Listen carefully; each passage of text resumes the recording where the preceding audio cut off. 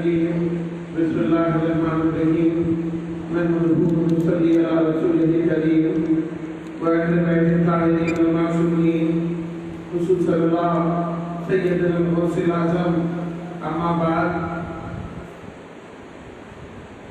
حاضرين مجلس শবে আশুর আছে আশুর পাকের রাত গুরুত্বপূর্ণ রাত এই 10 দিন মুহররমের মধ্যে আজকে কান্না রাত আছে। আজকে যারা মুমিন তাদের দুঃখ রাত আছে। আমাকে মনে আসছিল হঠাৎ করে যে হাদিসের বইয়ে যেটা আমি পড়েছিলাম যে মানুষ যখন ইন্তেকাল করে তাকে যখন তার আত্মীয় স্বজনরা দিয়ে যে কবরে নামিয়ে দেয়, মাটি ঢাকা দিয়ে দেয়, কবর তৈরি করবার পরে ফাতিহা পড়বার পরে যখন সেই ব্যক্তিরা 40 কদম চলে আসে সওয়াল জবাব আপনি আরম্ভ হয়ে যায়। হাদিসের বইয়ে যেটা আছে বক্তব্য জিজ্ঞেস করা হয় মানরা পোকা যে তোমার রব কে আছে, তখন উত্তর দিতে হয় যে আল্লাহ তাআলা।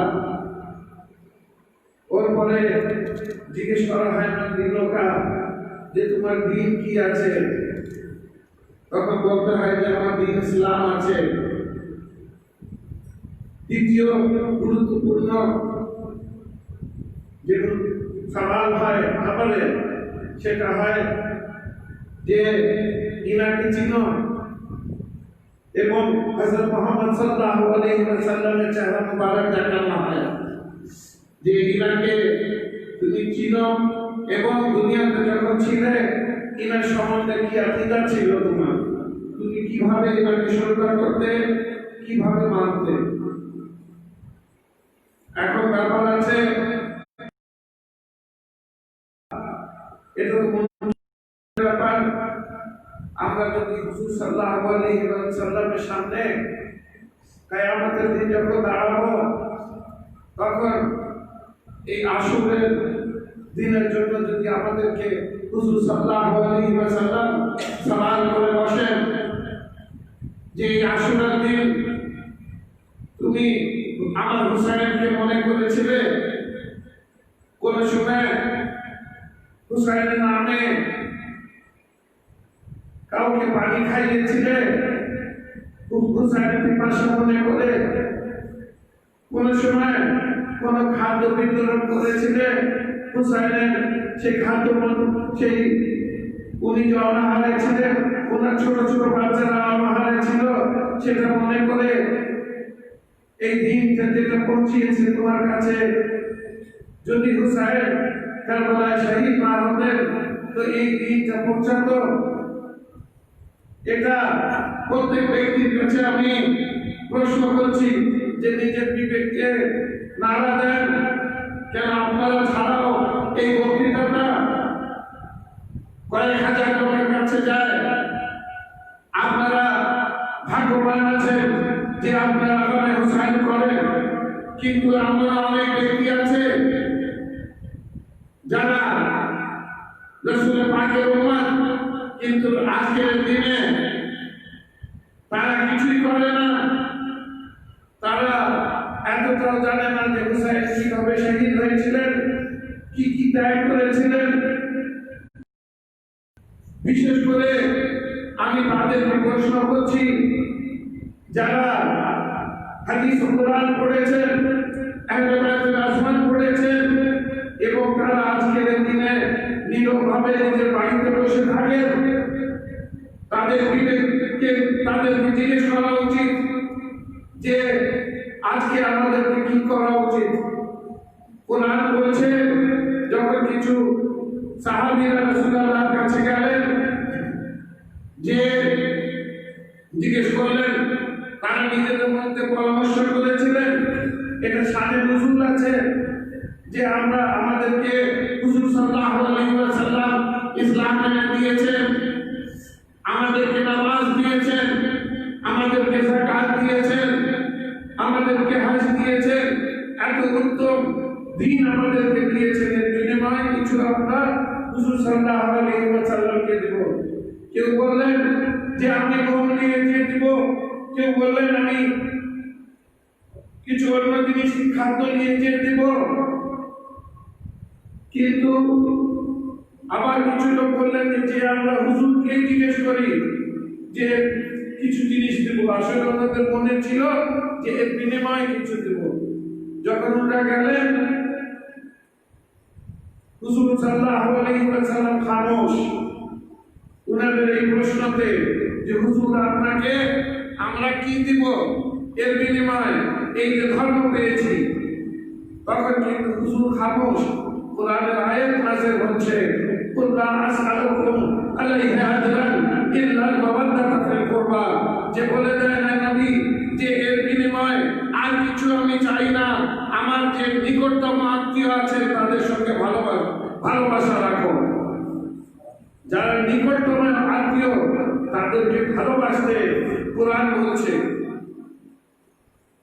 কুরবান যে মানে হচ্ছে সেটা হচ্ছে যে যারা রক্ত সম্পর্ক আছে তাদের সঙ্গে, এই আহলে বায়তের সঙ্গে ভালোবাসার জন্য আল্লাহ পাক বলছেন কোরআনে সরাসরি আদেশ আছে যে আহলে বায়তকে ভালোবাসো।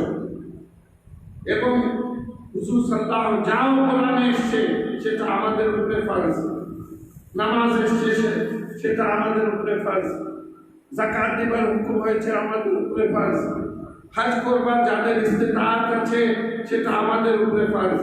সেইভাবে যখন কোরআনে আদেশ করা হচ্ছে যে আহলে বায়তকে ভালোবাসো, আল্লাহ পাক আমাদের উপরে ফরজ করে দিয়েছেন মহব্বতে আহলে বায়ত।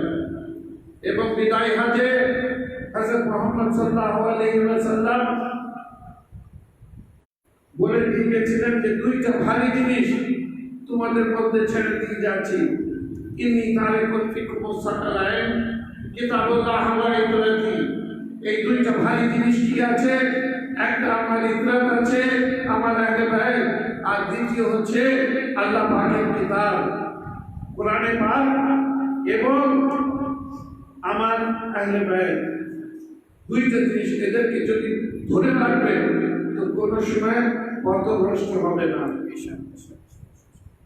এ না যে নবী দেখিয়ে দিয়ে যাননি ইমাম হাসান হুসাইনের মার্তবা, আজকে বেশিক্ষণ সময় দেব না, কিন্তু কি বলছেন যে হযরত নূহের নৌকা যেমন ছিল, যারা সাওয়ার হয়েছিল তারা বেঁচে গিয়েছিল, এবং যারা সেই নৌকায় ওনার কথার উপরে ঈমান না এনে বাইরে থাকলো তারা তুফানে সব শেষ হয়ে গেল।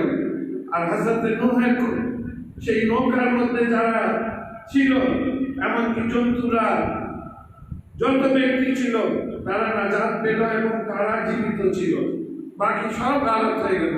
তো হুজুর সাল্লাল্লাহু আলাইহি ওয়াসাল্লাম বলছেন যে আহলে বায়ত আমার হচ্ছেন নূহ নবীর নৌকার নাই, যারা এর মধ্যে সওয়ার হলেন, আহলে বায়তকে মানলেন, তারা নাজাত পেলেন, আর যারা আহলে বায়তকে ছেড়ে দিল সে গানত হলো।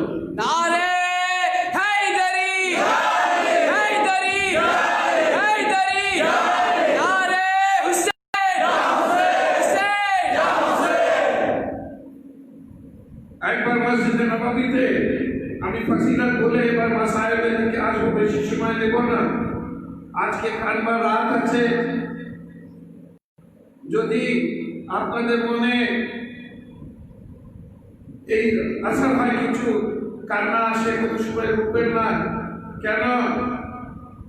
এই যে অশ্রু যে আজকের রাত্রে আপনাদের পড়বে, মনে রাখবেন যে হুজুর সাল্লাল্লাহু আলাইহি ওয়াসাল্লাম আপনাদের থেকে সন্তুষ্ট হবেন। এটা ওনার বাড়ির গান। একবার হযরত ইমাম হুসাইন মসজিদে নববীতে আসছিলেন, জুমার খুতবা হচ্ছিল, পাশে হাসান আলী বাড়ি ছিল। যত আসহাবের বাড়ি ছিল, আসহাবে রাসূলের তাদের দরজা মসজিদে নববীতে খুলতো, সব বন্ধ করিয়ে দিলেন হুজুর সাল্লাল্লাহু আলাইহি ওয়াসাল্লাম, যে কে কি অবস্থায় জিয়ারত করবে মসজিদে নববীকে। কিন্তু একটা দরজা খুলে রেখেছিলেন, সেটা ছিল হযরত মাওলায়ে কায়নাত আলী মুর্তজা আলাইহিস সালামের। সেই দরজাটা মসজিদে নববীর দিকে যেটা ছিল, যেটা সেই দিকে খুলতো, ওনার মসজিদের দিকে, সেটা খুলে রাখলেন। কেন? কোরআন বলছে যে আহলে বায়ত তাইয়্যিব ও তাহের আছেন। আমরা যে আহলে বায়ত পাক বলি, পঞ্চতনে পাক বলি, এটা কিন্তু কোরআনের অনুযায়ী। কেন? কোরআন বলছে ইন্নামা ইউরিদুল্লাহ লিইয়ুযহিবা আনকুম আর-রিজসা আহলুল বাইত ওয়া ইউতাহিরাকুম তাতহীরা। যে আয় নবী, আপনার যে আহলে বায়ত আছেন, ইনাকে পাক ও পবিত্র করা হলো সম্পূর্ণ আবর্জনা থেকে, নাজাসাত থেকে। আল্লাহ পাক এটা বলছেন হুজুর সাল্লাল্লাহু আলাইহি ওয়াসাল্লামকে। তো সেই বাড়িতে যারা থাকতেন, ইমামে আলী আলাইহিস সালাম, হযরত ফাতেমা তুজহরা সালামুল্লাহ আলাইহা, ইমামে হাসান ও হুসাইন, ইনরা তাইয়্যিব ও তাহের আছেন কুরআনের অনুযায়ী। ইনরা পাক ও সাফ আছেন, ইনরা মাসুম আছেন। তাই হযরত মুহাম্মদ সাল্লাল্লাহু আলাইহি ওয়াসাল্লাম সেই দরজাটা খুলে রেখেছিলেন। হামা দিয়ে হযরত ইমাম হুসাইন চলে আসলেন। জুমার খুতবা চলছিল। এই আপনার আর আমার নামাজ না, এই আজকালকার মসজিদ না, আমাদের তৈরি করা মসজিদ না, এটা মসজিদে নববী। আর হুজুর নিজে খুতবা দিচ্ছেন, হযরত মুহাম্মদ সাল্লাল্লাহু আলাইহি ওয়াসাল্লাম হামা দিতে দিতে এসে পায়ে ওনার কাপড় লেগে গিয়ে পড়ে গেলেন। হযরত মুহাম্মদ নিজের খুতবা বন্ধ করে দিলেন। জুমার খুতবা কত গুরুত্বপূর্ণ হয়, কোন সাহাবীকে বললেন না যে তুলে দাও হুসাইনকে, ইশারা করলেন না, নিজে নেমে গেলেন সকলকে দেখাবারে। ওনার ইরাদা ছিল যে প্রত্যেকজন এই আমার মোহাব্বতটা দেখে নিক। উনি গেলেন, শেষ প্রান্তে দরজার সামনে মসজিদে নববীতে কোলে হুসাইনকে তুললেন এবং বক্তৃতা দিতে দিতে দিয়ে আসলেন যে দেখে দাও আমার উম্মত, আমার সাহাবীরা যারা এখানে মসজিদে নববীতে জড়ো আছো, এবং তোমরা এই বার্তাটা অন্যদেরকেও পৌঁছে দাও যে আমার হুসাইন আছে, আমার দরিদ্র, এর সঙ্গে যে মহব্বত করবে সে আমার থেকে মহব্বত করবে, সে আল্লাহ থেকে মহব্বত করবে। এর যে শত্রুতা করবে সে আমার থেকে শত্রুতা করবে, সে আল্লাহ থেকে শত্রুতা করবে। এটা হাদিসে রাসূল আছে, রাসূলের পাকের ভাষা। এবং উনি সবসময় হুজুর সাল্লাল্লাহু আলাইহি ওয়াসাল্লাম হযরত মুহাম্মদ ইমাম হাসানের গালে চুম্বন দিতেন, কিন্তু হুসাইনকে যখন নিজের বুকে, কারো অন্য বাচ্চাকে নিজের বুকে কোন সময় তুলে নিয়ে, কেন? যে সেই বুক প্রথমে জানতে হবে যে এই ব্যক্তিত্ব কি ছিলেন ওনার। উনি খাতমুল মুরসালিন। কোরআন বলছে যদি এই কোরআন পাহাড়ের উপরে নাযিল করা যেত তো রেজা রেজা হয়ে যেত, সমুদ্র বরদাস্ত করতে পারত না। লহে মাহফুজ থেকে যখন কোরআন আসছিল, যখন জিবরিল আমিন আয়াত নিয়ে আসছিলেন, এটা কলবে মুহাম্মদ আছে যেখানে নাযিল হয়েছে কোরআন। তো সেই কলবে মুহাম্মদ সেই সিনায়ে মুবারকের উপরে হুসাইন চেপে খেলতেন, সেই সিনায়ে মুবারকের উপরে ইমাম হাসান আলাইহিস সালাম খেলতেন। নারে হুসাইন, ইয়া হুসাইন, নারে হুসাইন, ইয়া হুসাইন, লব্বাইক ইয়া হুসাইন, ইয়া হুসাইন, লব্বাইক ইয়া হুসাইন, ইয়া হুসাইন, ইয়া হুসাইন, নারে হায়দারি, ইয়া হায়দারি। সালামত থাকেন আপনারা যে হাত তুলছেন মাওলায়ে কায়নাতের জন্য। আল্লাহ পাক আপনাদেরকে সালামত রাখে। তো উনি সেই সিনায়ে মুবারকে খেলতেন ইমাম হুসাইন। হযরতে ইমাম হাসান আলাইহিস সালামকে গালে বসা দিতেন, চুম্বন দিতেন। ওনার নানা যান হযরত মুহাম্মদ সাল্লাল্লাহু আলাইহি ওয়াসাল্লাম আর ইমাম হুসাইনকে গলায় গোসল দিতেন। একজন এসে সাহাবী জিজ্ঞেস করলেন যে এরা দুই ভাই, কিন্তু আপনি ইনাকে সবসময় গালে চুম্বন দেন আর ইনাকে গলায় কেন? হযরত মুহাম্মদ সাল্লাল্লাহু আলাইহি ওয়াসাল্লাম পাঁচজন নয়নে কাঁদতে লাগলেন যে তুমি জানো না এই আমার হুসাইন, আমি গলায় চুম্বন দিই কেন? একদিন এই গলায় এর ছুরি চালাবে আমারই উম্মত, বদমাশ উম্মত কিছু, এবং সেই কথাটা মনে করে আমি ওর গলায় চুম্বন দিই। হুসাইনকে দেখলে কেন আল্লাহ পাক ইশারা দিয়ে দিয়েছিলেন 7 বার যে কারবালার কি ঘটনা হবে, তাই উনি মসজিদে নববীতে এনে ইমাম হুসাইনকে তুলে দেখাচ্ছেন, বারবার বলেছেন যে দেখে নাও। কিন্তু হায় আফসোস, বেশি দিন হয়নি হযরত মুহাম্মদের দুনিয়া থেকে যাবার, ওনার মিসালের বেশি দিন হয়নি, মাত্র 50 বছর হয়েছিল। কি বলেছিলেন যে আমার আহলে বায়াতকে রেখে যাচ্ছি, এদের থেকে তোমরা ভালোবাসবে আমার আহলে বায়াতকে। কি চেয়েছিলেন? আল্লাহ পাকও চেয়েছিলেন, হযরত মুহাম্মদও চেয়েছিলেন। আমাদের থেকে কিছু চাননি আজের রিসালাত। আগে তো কত নামাজ ছিল, কত রোজা ছিল। যখন হুজুর সাল্লাল্লাহু আলাইহি ওয়াসাল্লাম মিরাজে গেলেন, বললেন আমার উম্মত এত বার নামাজ পড়তে পারবে না, এই সব এত করতে পারবে না। আমাদের গুনাহগার উম্মতের জন্য কমিয়ে কমিয়ে এই অবস্থায় নিয়ে আসলেন। কিন্তু বিনিময়ে কি চাইলেন? যে আমার আহলে বায়াত, আমার যে বংশধর, এদেরকে একটু ভালোবাসবে, নিজের উম্মত থেকে এইটাই চেয়েছিলেন। কিন্তু আফসোস যে 50 বছরের পরে পুরো দুনিয়া পাল্টিয়ে গেল। নবীর সেই হাদিসগুলো ভুলে গেল। কিভাবে ইমাম হাসান হুসাইনকে ভালোবাসতেন সে ভুলে গেল সে জামানা, এবং পুরো দুনিয়া হুসাইনের বিরুদ্ধে হয়ে গেল। কেন? হুসাইন ইয়াজিদকে মেনে নেননি। কিছুদিন পরে, 30 বছর পরে রাজতন্ত্র আরম্ভ করে দিয়েছিল। সেখানে ইসলামে রাজার কোনো কনসেপ্ট নাই, ইসলামে রাজতন্ত্র কোনো জায়গায় বলা নাই, সাধারণ মানুষের অধিকারের জন্য বলা আছে। গণতন্ত্র যেটা কথা বলেন, আজকে পৃথিবী বিভিন্ন জায়গায় ডেমোক্রেসির কথা হয়, পুরো দুনিয়ায় গণতন্ত্র, কিন্তু কত দুনিয়াতে যদি গণতন্ত্রকে এনেছে তো হযরত মুহাম্মদ সাল্লাল্লাহু আলাইহি ওয়াসাল্লাম এর মানুষকে দেখিয়েছেন যে একটা গরিবেরও সেই অধিকার, একটা বড় লোকেরও সেই অধিকার, একটা সাধারণ লোকেরও সেই অধিকার, একটা রাজারও সেই অধিকার।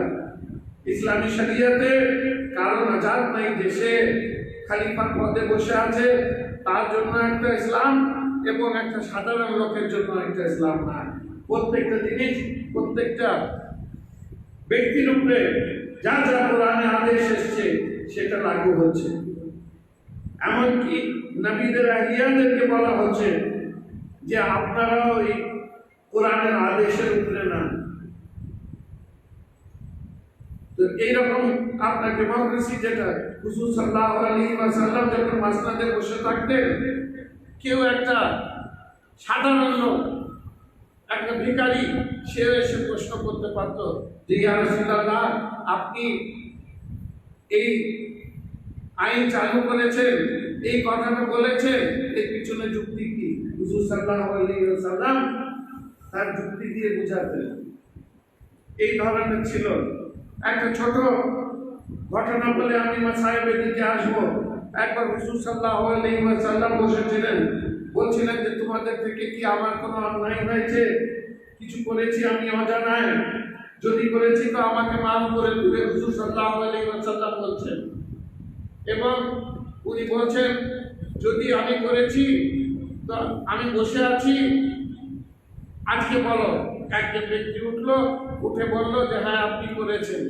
সাহাবীরা রেগে গেলেন যে হুজুরকে এইভাবে বলছে। সে বলল যে আপনি যখন আসছিলেন বাসারা থেকে, আমার জায়গা থেকে, তখন আপনি রাস্তায় আমার সঙ্গে উঠে দেখা হয়েছিল, আমিও উঠেছিলাম, আপনিও ছিলেন। আপনার যে লাঠিটা ছিল সেটা আমার পিঠে লেগেছিল, কিন্তু আপনি চলে গেলেন, আমি আঘাত পেয়েছিলাম, সেইটা একটা আছে। আর আজকে বলছি তো হুজুর ফয়সালা করছেন, বলছেন যে বিনিময়ে তুমি কি চাও, আমি তোমার উপরে ছেড়ে দিলাম, যা কিছু তুমি চাও। সাহাবীরা রেগে যাচ্ছে যে হুজুর থেকে বেয়াদবি করছে, বসিয়ে দিলেন। ও বলল যে আমার একটা বক্তব্য আছে, আমি চাই এর বদলা নিয়ে। সেই ব্যক্তি আবার সাহাবীরা রেগে গেলেন, বসিয়ে দিলেন উনি যে না, তাকে বলতে দাও, তার অধিকার আছে। খাতুনুল মুরসালিন বসে আছেন, এরকম বিচার করছেন। তো বলল যে আপনি আমার পিঠে লাঠি মেরেছেন, আঘাত দিয়েছেন, আমি আপনার পিঠে আঘাত দিই। আবার সাহাবীরা রেগে গেলেন, বসিয়ে দিলেন। বললেন সেই আসামি দিয়ে আসো সেই লাঠিকে, তার হাতে দিয়ে দিলেন, নিজের পিঠে কাপড় তুলে দিলেন, বললেন এসে আমাকে মারো।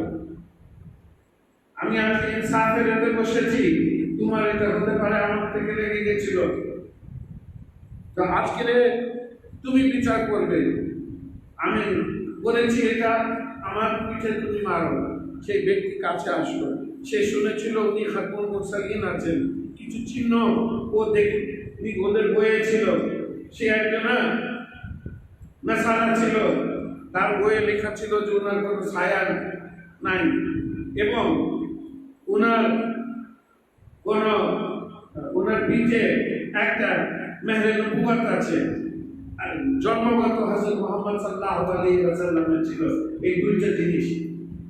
তো কাছে আসলো, লাঠিটা ফেলে দিল সেখানে আসাকে হুজুরের, এবং সেই জায়গায় দেখলো মেহরে নবুয়তকে, দেখা ছিল, চুম্বন দিল। দিবার পরে কদমে মোবারকে পড়ে গেল, সে ইসলাম আনলো। বলল যে আমি দেখতে চেয়েছিলাম যে আপনি আল্লাহর শেষ নবী নাকি, যেটা আমাদের বইয়ে লেখা আছে। একটা দেখেছিলাম যে আপনার কোনো ছায়া নাই, আর দ্বিতীয় দেখেছিলাম বইয়ে আছে যে আপনার মেহরে নবুয়ত আছে আপনার পিঠে। আমি দেখতে চেয়েছিলাম সেটা আপনার পিঠে আছে কিনা। আমি চুম্বন দিলাম, ফেজিয়াব হলাম। এবং তৃতীয় জিনিস যে আমি সঙ্গে সঙ্গে ইসলাম এনেছি, সেটা হচ্ছে আপনার ব্যবহার, আপনার বিচার, যে আপনি এখানে মাসনাদে বসে আছেন এবং আমাকে হাতে সেই আশা দিয়ে দিচ্ছেন যে আমাকে প্রতিশোধ দাও। কেন আমি এরকম করতে পারি? বলে এইরকম আদর্শ কেউ নবী ছাড়া কারো মধ্যে হতে পারে না। কাদামে মোবারকে পড়ে গেল এবং সে ইসলাম আনলো। ইনি রহমতুল্লিল আলামিন। আর ইনার নামাসা হুসাইন বলছেন, হুসাইন মিন্নি ওয়া আনা মিনাল হুসাইন, যে আমি হুসাইন হতে এবং হুসাইন আমার হতে। আগে তো বোঝা যায় যে হুসাইন দরিদ্র ছিলেন, হুসাইন কোমান ছিলেন, হুসাইন আহলে বাইত ছিলেন, হুসাইন নবী থেকে হতে পারেন, কিন্তু নবী কি করে হুসাইন থেকে হলেন? যখন 61 হিজরি আসলো, তখন লোকে বুঝলো যে নানা দিনবার যেটা বাঁচিয়েছেন, তার জন্য হুজুর সাল্লাল্লাহু আলাইহি ওয়াসাল্লাম বলেছেন যে আমি হুসাইন হতে। কেন? যে দিনটা এনেছিলেন মাত্র 50 বছরে সে প্রতীক মিলিয়ে যাচ্ছিল। আর হুসাইন সেই এমন একটা অবস্থা হয়েছিল যে খালি হুসাইনের রক্ত ইসলামকে দ্বিতীয় জীবন দিতে পারত।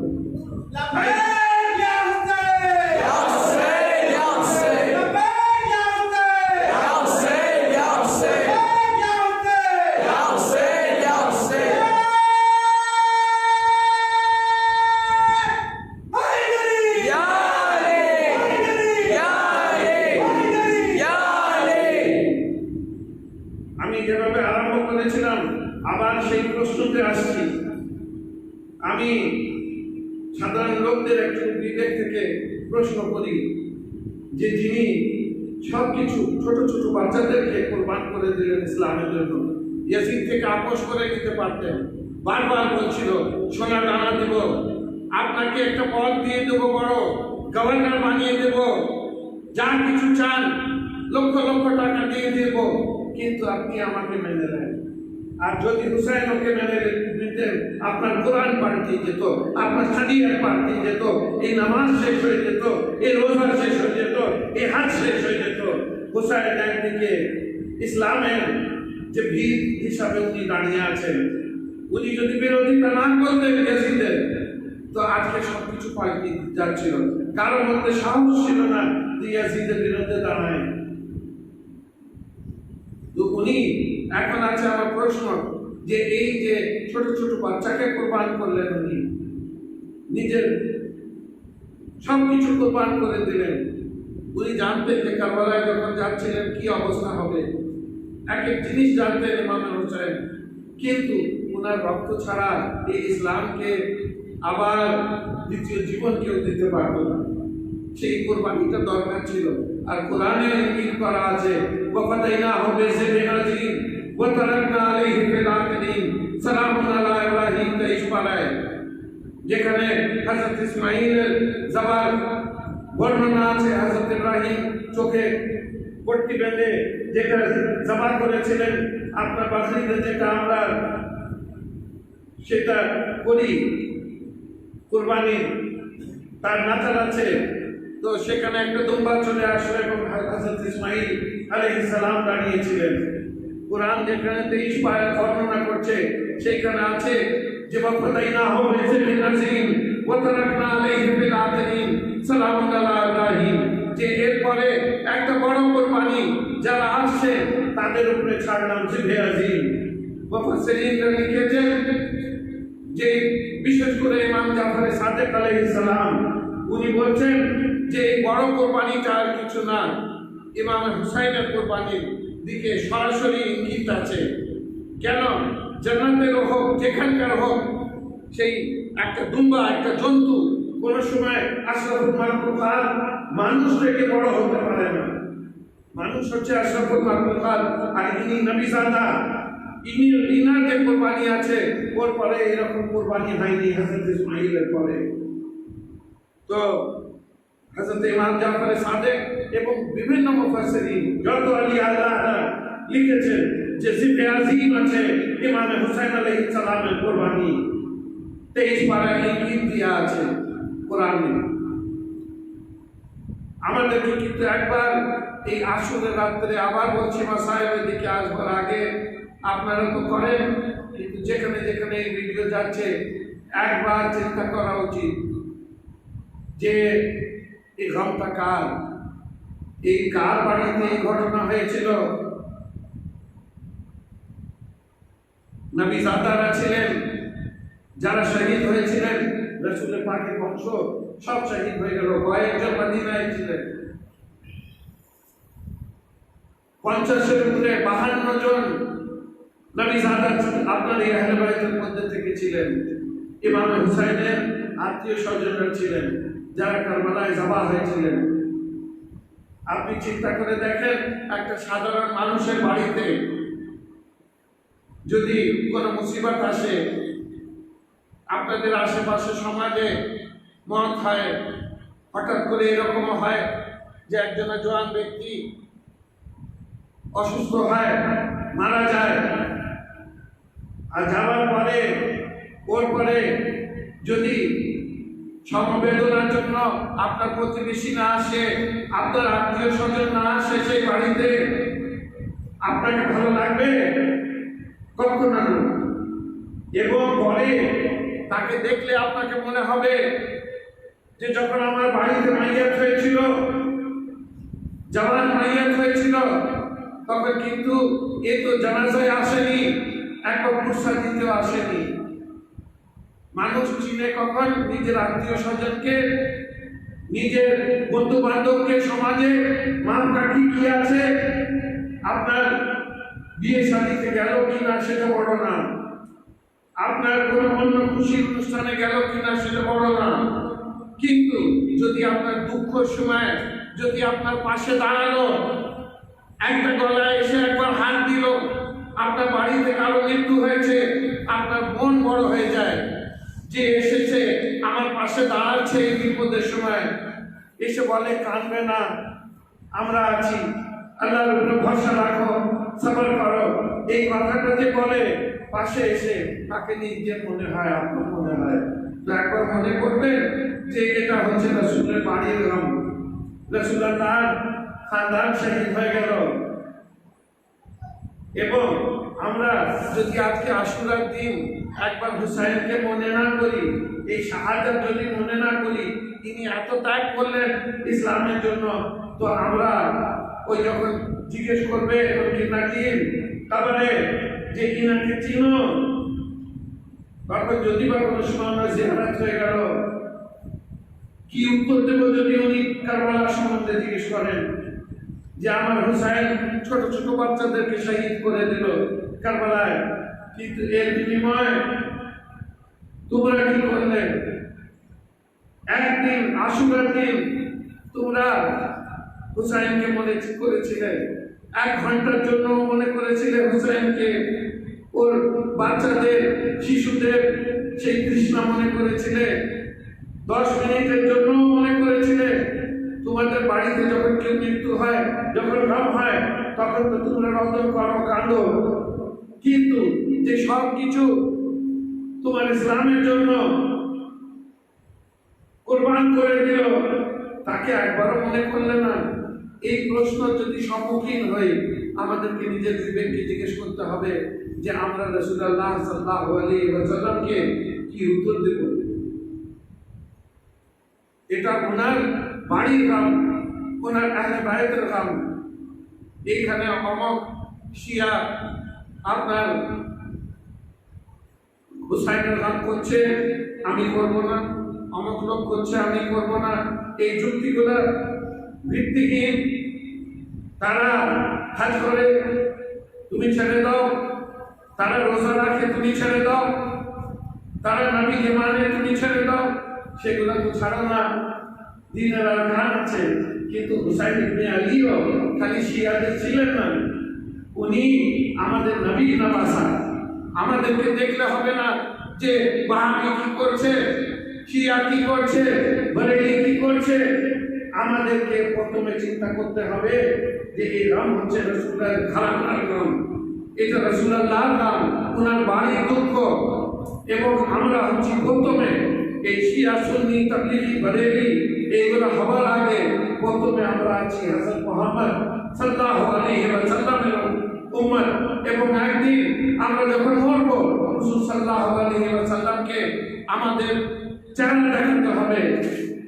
তখন যখন সম্মুখীন হব হুজুর সাল্লাল্লাহু আলাইহি ওয়াসাল্লাম থেকে, তখন কিন্তু আমরা যদি হুসাইনকে যদি কিছু মনে করতে পারি, আমরা বলতে পারবো যে হ্যাঁ, আপনার নওয়াসাকে আমরা মনে করেছিলাম, উনি তো সব কিছু করে দিয়েছিলেন, আমরা গুনাহগার, আমরা সেভাবে মনে করতে পারি না, কিন্তু আমরা চেষ্টা করেছিলাম। আমি যেটা বললাম যে হুসাইন যখন কারবালায় যাচ্ছিলেন, উনি জানতেন যে উনি যাচ্ছেন মহতের সামনে। আমি এবার তাড়াতাড়ি শেষ করে দেবো, আমার সাহেবের দিকে আসছি। যখন হুসাইন সওয়াল হচ্ছিলেন, এর আগে পূর্বে অনেক দিন লেগেছিল আপনার মদিনা থেকে মক্কা গেলেন, মক্কা থেকে আবার কারবালা গেলেন। ইয়াজিদ কিন্তু ইমাম হুসাইনের কাতলের ফতোয়া জারি করে দিয়েছিল, বলেছিল যে হুসাইনকে যেখানে পাও কতল করে দাও, হাতে নেওয়া। এটা হযরত আলী আসগারের জন্মের আগে থেকে বলে দিয়েছিল যে যেখানে হুসাইনকে দেখো কতল করে দাও। হুসাইন জানতেন, কিন্তু এই বিপদের সম্মুখীন হচ্ছেন আমাদের জন্য, নানা দিন বাঁচাবার জন্য। উনি হযরত আলী আসগার একেবারে ছোট ছিলেন, কিছু দিনের ছিলেন। ওনার বোন সৈয়দা সোহরা, যিনি কারবালায় যাননি, অসুস্থ ছিলেন, ইমামের শেহজাদি, ওনার কাছে সবসময় থাকতেন, আর উনি বেশি লালন পালন করতেন। তো বাচ্চাদের আছে যারা বেশি লালন পালন যেখান থেকে পায়, সে তার অভ্যেস হয়ে যায়, সে কোলের অভ্যেস হয়ে যায়। তো ইমাম হুসাইন যখন আসছিলেন, তো হযরত আলী আসগার বুঝতে পারছিলেন বাচ্চাদেরকে আল্লাহ পাক সেই ক্ষমতা দেন যে বাচ্চারা অনেক কিছু বুঝতে পারে। মায়ের কোল বুঝতে পারে, নিজের বোনের কোল বুঝতে পারে, সে অন্য অপরিচিত লোকের কাছে যদি যায় সে কাঁদতে লাগে। আর ইনি তো আলে রাসূল, ইনি জানতেন সেটা। হযরতে সোহরাকে নিজের বোনকে জড়িয়ে ধরেছিলেন, কিছুতেই অন্যের কোলে আসতে চাচ্ছিলেন না। ইমাম হুসাইন বারবার যে বলছিলেন যে চলো, ওনার আম্মাজান হযরতে রাবাহ ওনাকে আনতে চাচ্ছিলেন, যে এবার সব উটগুলো লেগে গেছে। হযরতে আলী আসগরকে কোলে নিয়ে ছোট আলী আসগর কয়েকদিনের যে এবার সাবার হবে না বাড়িতে উটের উপরে, কিন্তু আলী আসগর আসতে চাচ্ছে না, ছোকরাকে ধরে আছেন। উনি জানতেন যে আর বোধহয় দেখা হবে না, ইনি আলে রাসূল, শিশু হলে কি হবে। ইনি বাবুল হাওয়ায়ে যাচ্ছেন, এনার জন্য বলা হয় যে সব থেকে ইনার ওয়াস্তা দিয়ে কিংবা ইনার থেকে চাইলে কোনো সময় আল্লাহ পাক কোনো দোয়াকে রাখ করেন না। হযরতে আব্বাসের জন্য বলা আছে এবং হযরতে আজহারের জন্য বলা আছে 6 মাসের শিশু, কিন্তু ইনার থেকে আল্লাহ পাক এরকম এনাকে রূপা দিয়েছেন, এত ছোট শহীদ ইসলামের, কিন্তু ইনার থেকে কোনো সময় দোয়া চাইলে ইনি যখন আল্লাহ পাকের কাছে সেই হাজারটার জন্য দোয়া করে দেন, আল্লাহ পাক কিন্তু না করেন না, নিরাশ করেন না। হযরতে আলী আসগরের দরবারে যে যায় সে নিরাশ হয়ে আসে না। আর এই ইমাম বাড়া হচ্ছে হযরতে আলী আসগরের নামে। এটা করা হয়েছিল এই বান্দা, এই গুনাহগার এই ইমাম বাড়াকে এই নামটা দিয়েছে। মনে আমার এই জিনিসটা ছিল, আমি যখন ইরাকে গিয়েছিলাম ইমাম হুসাইনের রওজায়ে মুবারাকে, সেখানে আমি জালি পাক ধরে আমাকে লাগছিল যে আমি দুনিয়ায় নাই, বোধহয় আমাকে গোশ ছিল না। যখন আমি কারবালায় সেখানে গেলাম, ইমামে হুসাইনের এক একটা মাসায়েব মনে আসলো, এবং বিশেষ করে একজন আমাকে বললো, আমাদের গাইড ছিল যে মাকামে আজহার এখানে একটা আছে, সেখানে যাবে যেখানে আলী আসগর শহীদ হয়েছিলেন। যখন আমি সেই জায়গায় পৌঁছালাম, ছোট ছোট সেখানে আলাম লাগানো ছিল। হযরত আলী, এটা গল্প কাল্পনিক ছিল, কিন্তু ওনার ছোট ছোট কাপড় সেখানে লাগানো ছিল হযরত আলী আসগরের। এটা এমন একটা জায়গা, আল্লাহ পাক এমন তাসির দিয়ে দিয়েছেন সেই ইরাকে মাকামে আজহারে, ওটাকে বলে ইরাকে। যখন কেউ যায় ওখানে, যতই পাষাণ হোক, সেই জায়গায় গেলে আপনি কাঁদবেন। প্রত্যেকটা লোককে দেখছিলাম, সে আরব হোক, পাকিস্তানি হোক, ভারতীয় হোক, প্রত্যেকজন তুর্কির লোক এসে সেখানে কাঁদছে সেই মাকামে আজহারে। যখন আমি সেখানে গিয়েছিলাম, এমন একটা জিনিস যে আমি ব্যাখ্যা করতে পারবো না, সে আমার ভাষা নাই, যে ওখানে কি অবস্থা মানুষের হয়ে যায় যখন মাকামে আজহারে যায়।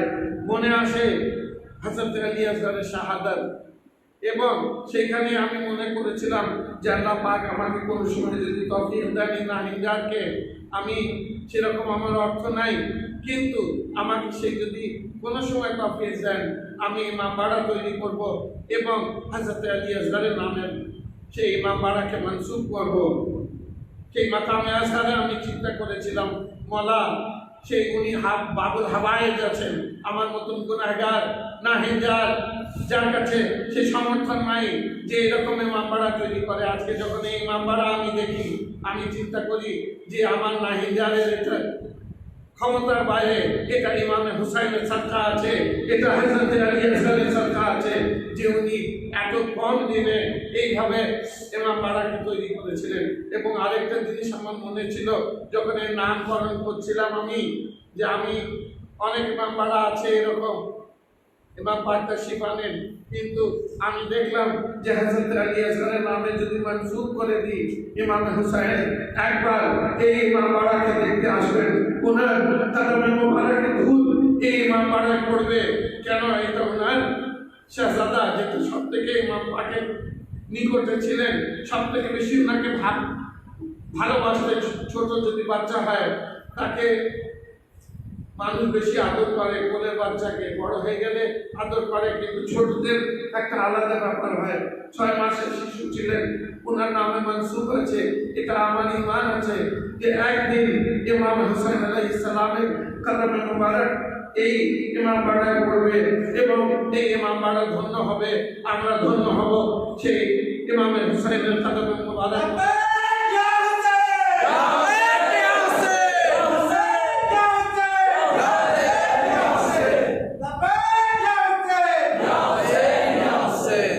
আমি যেটা বলছিলাম যে যখন মদিনা থেকে কাফেলা বেরিয়ে আসলে হযরত আলী আকবর নিজের বোনকে জড়িয়ে ধরেছেন, বারবার উনি আসতে চাচ্ছেন না।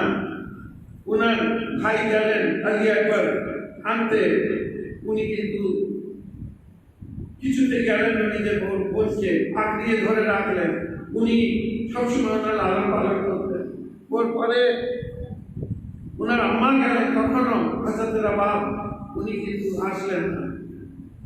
শেষে যখন পুরো কাফেলা তৈরি, সকল চেপে গেছে কাফেলার উপরে, বড় একটা কাফেলা ছিল, আলাদা রকম ছিল, ঘোড়া ছিল, বিভিন্ন সকল বসে গেছেন, কিন্তু একটা উটের উপরে সওয়ার আসছেন না।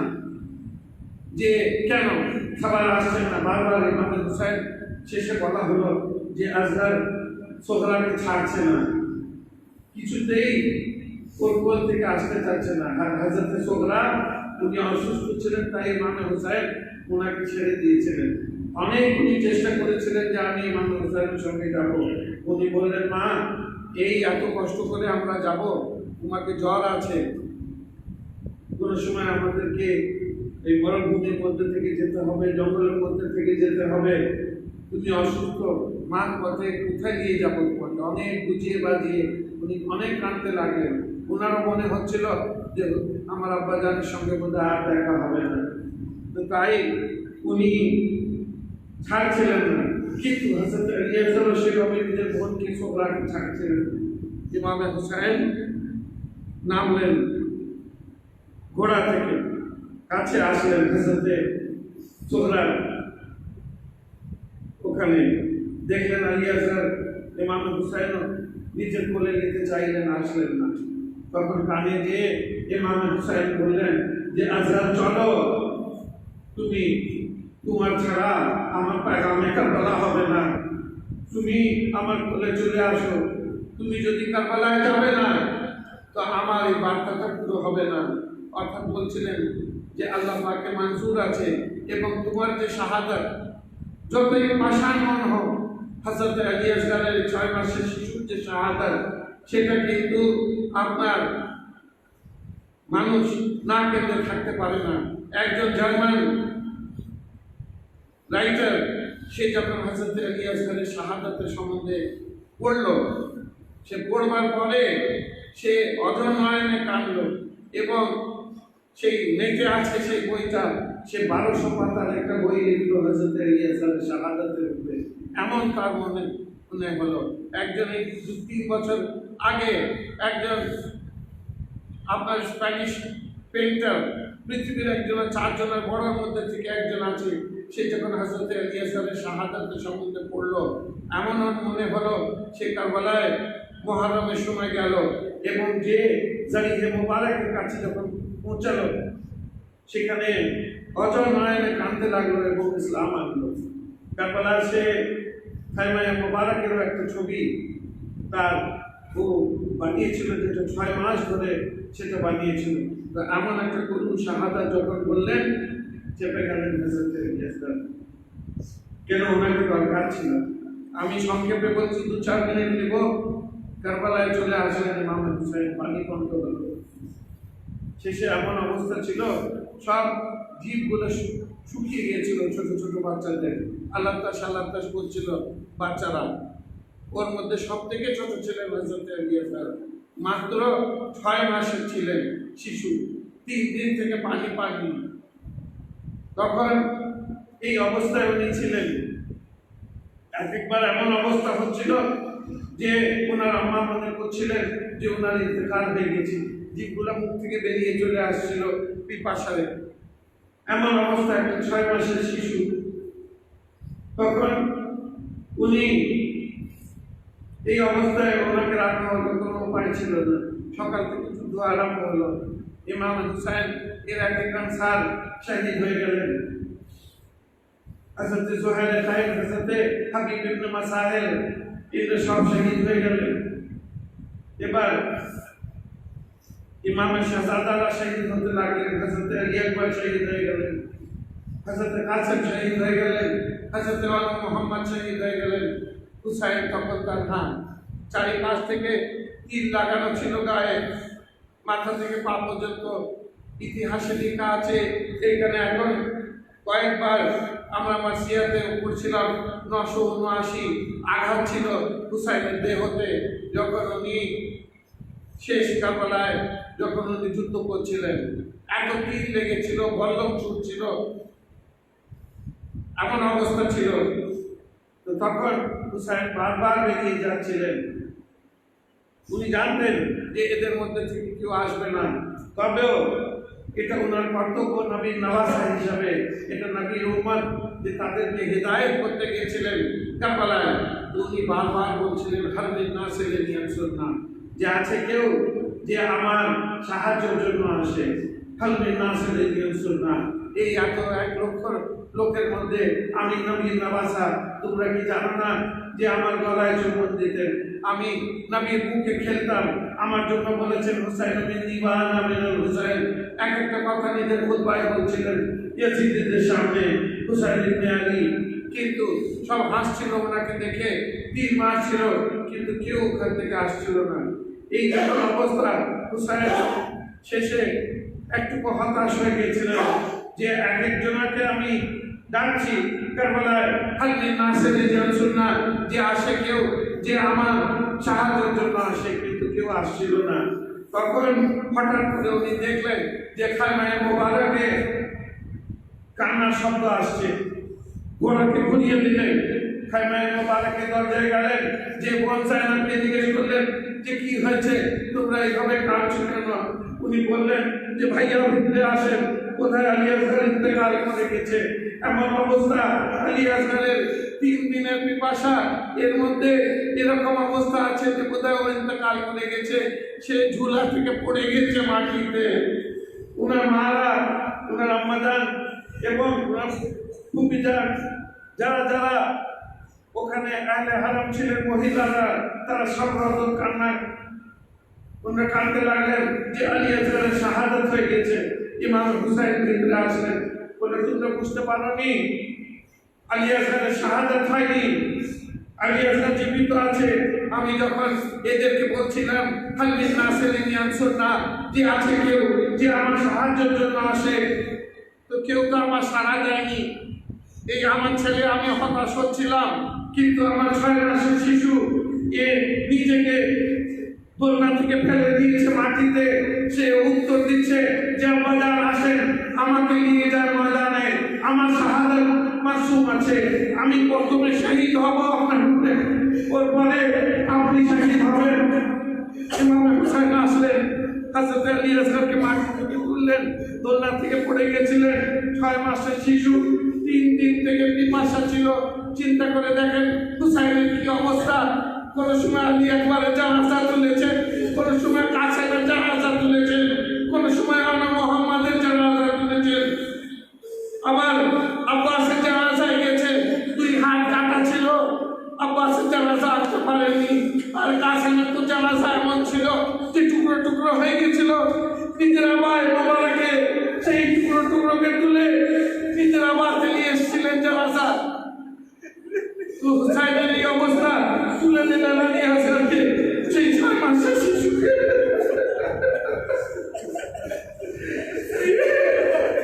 সেই 6 মাসের শিশুকে তুলে দিলেন, তুলে চুম্বন দিলেন, যে বেটা চলো, যার জন্য আমি মদিনা থেকে তুমি সকলকে ছাড়ছিলে না, কিন্তু তোমার শাহাদাত দরকার আছে, যে ভাষার মন তোমার শাহাদাত যখন শুনবে তখন কিন্তু সে থাকতে পারবে না, তখন সে কাঁদবে। তুলে নিলেন আলী আসগরকে, তুলে আদর করতে করতে নিজের আবায় মোবারকে যখন বাহ করে আসছেন, দেখছেন অনেক গরম আছে, সূর্য পড়ছে ওখানে কারবালার মরুভূমিতে। উনি আলী আসগরের আদরের জন্য নিজের আবায় মোবারকের মধ্যে রেখে দিলেন। দেখে যখন কারবালার রণে আসছেন, ওরা ভাবলো কোরআন নিয়ে এসছেন,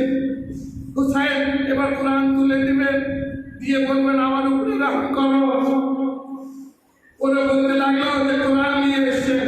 ইমাম হুসাইন তখন পৌঁছালেন কারবালায়, যে নিজের আমায় মোবারককে সরালেন, সরিয়ে আলী আসগারকে বার করলেন, করে দেখালেন যে আমি কোরআন আনিনি, আমি না তাকে কোরআনকে এনেছি, যে বলতা কোরআন আছে তাকে এনেছি আমি।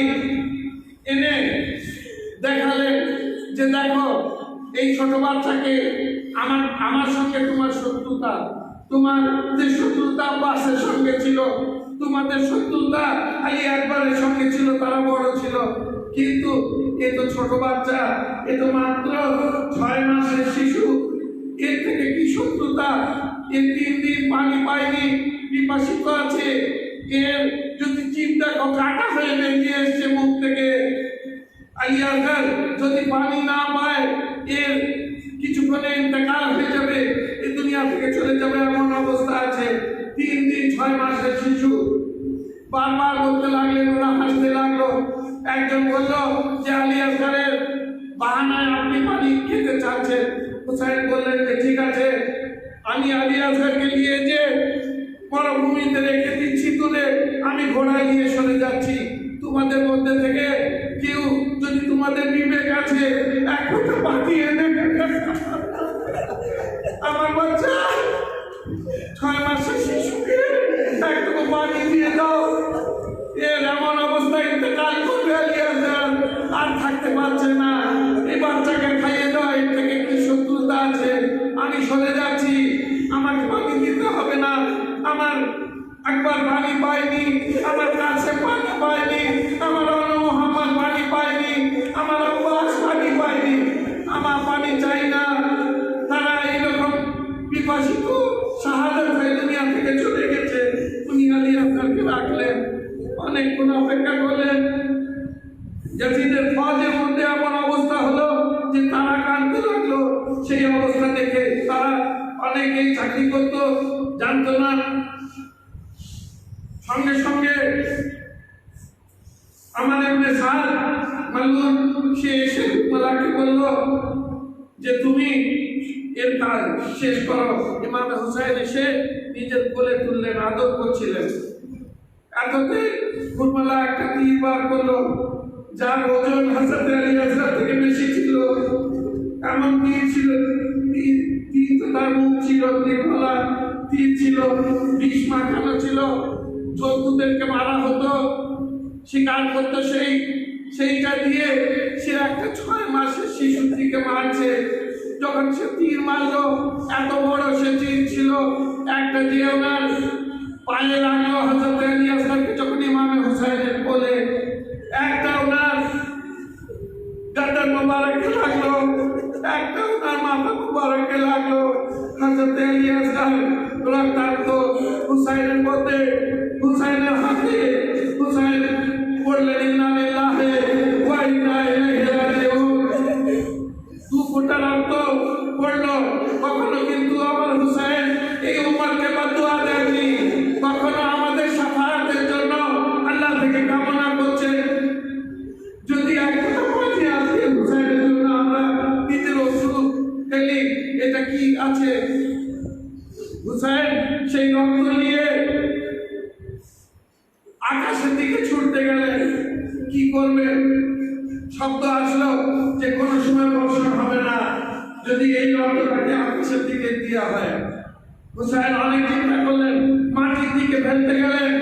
শব্দ আসলো যে যদি আপনি এই রক্তটা মাটিতে ফেলেন, কোনো সময় এখানে ফসল হবে না।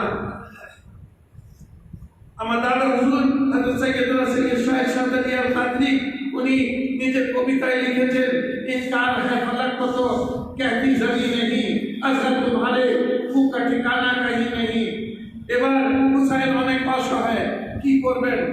আকাশ নিতে চাচ্ছে না এই রক্ত, আর এই রক্ত জমিও নিতে চাচ্ছে না। হুসাইন সেই রক্তকে নিজের চেহারায় মোবারকে মেখে নিলেন, আর মেখে দিয়ে এবার শেষ মাসায় বলে বান্দার হোসেন হবে। ওপর বাংলা মাসিয়া পড়বেন যে হুসাইন যখন নিয়ে আসছেন খায়মায়ে মোবারকে আলী আসগারকে, হযরত সাকিনা বেরিয়ে এসে বলতে লাগলেন যে আমার ভাইকে বোধহয় পানি খাইয়ে আব্বা জানিয়ে আসছে। ছোট বাচ্চারা ভাবলেন বোধহয় আলী আসগারকে পানি খাইয়ে নিয়ে আসছে রডের থেকে। ওনার আম্মা যান হাজরতের বাপ আলী আসগারের আম্মা যান এসে জিজ্ঞেস করলেন, হুসাইন আলী আসগারকে তো পানি দিয়েছে, হুসাইন কি বলবেন? বোন জায়নাব বললেন যে আলী আসগারকে তো পানি দিয়েছে। হুসাইন খামোশ, নিজের আবায় মোবারককে সরালেন, সেই ছোট লাশকে বার করলেন, বার করে দেখালেন যে দেখেন বোন জায়নাব এই অবস্থা, পানি পায়নি আলী আসগার, পানির বিনিময়ে এই তীর তার গলায় লেগেছে। এত অসহায় হুসাইন। বাচ্চারা সব দেখলেন। এরপরে হুসাইন ওনাদেরকে জানাজা দেখাবার পরে নিজের খানায় মোবারকের পিছনে গেলেন। এই মাসায়েবটা পরে আমি রুখসাত হব, যে সেখানে নিজের তালাক দিয়ে একটা খাবারকে তৈরি করলেন, ছোট খাবার। ছোট হাসাতে আলী আসগার মাত্র 6 মাসের, তালাক দিয়ে একটা খাবার তৈরি করলেন। করে হুসাইনের কাছে পানি নাই। আমরা যখন কবরস্থানে নিজের আত্মীয় স্বজনদেরকে দাফন করতে যাই, কি হয়, আমাদের 10 জন সঙ্গে থাকে, আর হুসাইনের বাচ্চাকে হুসাইন দাফন করছে, কেউ আত্মীয় স্বজন সঙ্গে নাই, একলা হুসাইন খাবার তৈরি করলেন, নিজের সাথে থাকে সেই খাবারে রাখলেন, রেখে বললেন যে খাবার এ আলী আসগারের লাশ আছে, এ 3 দিন পানি পায়নি, একটু আরামে রাখবে খাবার। খাবারকে বললেন, ওর পরে মাটি ঢাকা দিয়ে দিলেন। জানেন কারবালায় হুসাইন আলী আসগারের খাবার কি করে তৈরি করেছিলেন? হুসাইনের কাছে তো পানি ছিল না, আমরা নিজের আত্মীয় স্বজনদের পানি দিয়ে খাবার তৈরি করি। হুসাইন নিজের অস্ত্র দিয়ে খাবার তৈরি করেছিলেন। এত বলা হুসাইন আলী আসগারের জন্য খেতেছিলেন, সেই অস্ত্র থেকে খাবার তৈরি করেছিলেন ইমাম হুসাইন আলাইহিস সালাম। মাতামে হুসাইন, মাতামে হুসাইন।